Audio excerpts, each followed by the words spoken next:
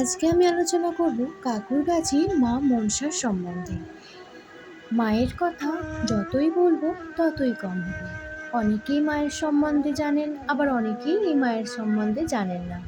এই মায়ের অলৌকিক ঘটনা শুনলে হয়তো আপনারাও অবাক হয়ে যাবেন। প্রথমেই বলি, আমার চ্যানেলে সবাইকে স্বাগত। আমার যদি ভিডিওটা ভালো লেগে থাকে তাহলে একটা সাবস্ক্রাইব করে যাবেন, একটা শেয়ারের ভালোবাসা দেবেন এবং পাশাপাশি থাকবেন, যাতে আমি আরও সুন্দর সুন্দর ভিডিও দিতে পারি আপনাদের, যেটা কাজে লাগবে। নমস্কার বন্ধুরা, আজকে নিয়ে চলে আসলাম আবার মায়ের মন্দিরের কিছু কথা বলার জন্য। অনেক ভক্তদের মুখে শুনেছি এই মায়ের মন্দিরে নাকি অনেক রকম ঘটনা ঘটে।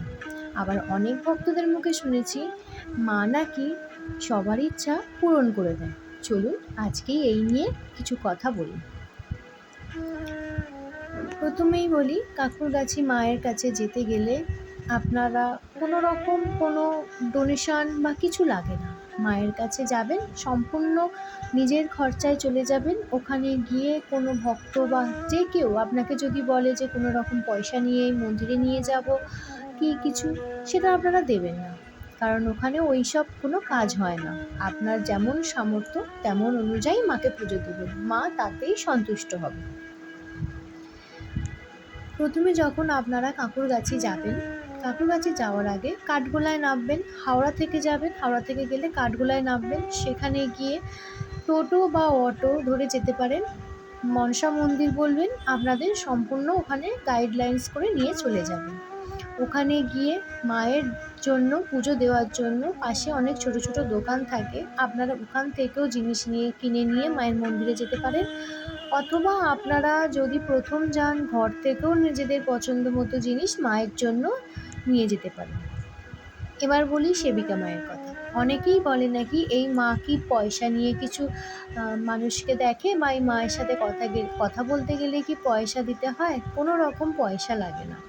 এই মায়ের সাথে কথা বলতে গেলে মায়ের কোনো পয়সা লাগে না। তবে হ্যাঁ, ভক্তদের উদ্দেশ্যে একটা কথাই বলবো, মা যে সামানটা দেয়, যার কারোর ধরো পরীক্ষা কিংবা চাকরি কোনো কিছু অসুবিধার জন্য মা যে সামানটা দেন, সেই সামানটার জন্য হয়তো কিছু দিতে হয়। এমনি মায়ের সাথে কথা বলতে গেলে বা পুজো দিতে গেলে এক্সট্রা করে কোনো পয়সা দিতে হয় না। আপনার মনে যেমন ইচ্ছা, যেমন খুশি তেমনই দিয়ে মাকে ভরিয়ে পুজো দিতে পারবেন। অনেকে শুনেছি মুখে যে ওখানে গেলে নাকি এক্সট্রা করে চার্জ নেয়, সেই সব কিছু হয় না। আপনারা যদি অনেক দূর দূর থেকে যান, কি প্রথম যদিও গিয়ে থাকেন ওখানে, তাহলে বলবো সরাসরি চলে যাবেন মন্দিরে। যদি কিছু ফুল টুল নিয়ে যেতে চান বাইরে থেকে নিয়ে নেবেন, কিংবা বাড়ি থেকে নিয়ে যাবেন, সেটা কোনো ব্যাপার না। ওখানে সুন্দরভাবে মায়ের পুজো নেওয়া হয়, লাইন বাই লাইন গিয়ে মায়ের পুজো নেওয়া হয়। হুড়োহুড়ি বা তাড়াতাড়ি করে মায়ের কোনো পুজো নেওয়া হয় না। এই মায়ের কাছে নিজের মনের ইচ্ছা জানালে, মন থেকে মাকে ডাকলে মা অবশ্যই তাদের মনের ইচ্ছা পূরণ করে দেয়। মাকে ধৈর্য ধরে ভালোবেসে মায়ের কাছে নিজেদের মনের ইচ্ছা জানাবেন, দেখবেন আপনাদের সমস্ত পূর্ণ বাসনা, মনের বাসনা মা অবশ্যই পূরণ করবেন। এই মা কাউকে খালি হাতে ফেরায় না। আজ পর্যন্ত এত দিন ধরে দেখছি মাকে, মা কাউকে খালি হাতে ফেরায় না। তো বলবো, যার যা সমস্যা আছে মায়ের কাছে জানাবেন, মা দেখবেন দুহাত ভরে আপনাদেরকে দেখেছে। কিন্তু একটু সময় নিয়ে মায়ের কাছে যাবেন। আর ভক্তদের উদ্দেশ্যে বলবো যে মাকে ধৈর্য ধরে ডাকলে মা অবশ্যই আপনাদের সবার ডাকে সাড়া দেবে। মা এমন না যে কারোর ডাকে সাড়া দেবে না, এই কি একটু ধৈর্য ধরে থাকতে হবে। যদি মনে ভক্তি বিশ্বাস নিয়ে মায়ের কাছে যান, তাহলে মা অবশ্যই তাদেরকে সেই ভক্তি বিশ্বাসের মর্যাদা রাখবেই। জয় মা মনসা। মা তুমি সবার মনের ইচ্ছা পূরণ করো মা। যারা যারা মায়ের কাছে যেতে পারবেন না, যারা দূরে থাকেন, তাদেরকে বলবো, যদি আপনাদের কোনো রকম কোনো নিজেদের মনের ইচ্ছা জানানোর থাকে, তাহলে বলবো মাকে জানিয়ে দিও। ফোন থেকে মানত করো, দেখো সেই মানত যখন পূরণ হয়ে যাবে তখন মায়ের মন্দিরে গিয়ে পুজো দিয়ে এসো, মা তাতেই সন্তুষ্ট হয়ে যাবে।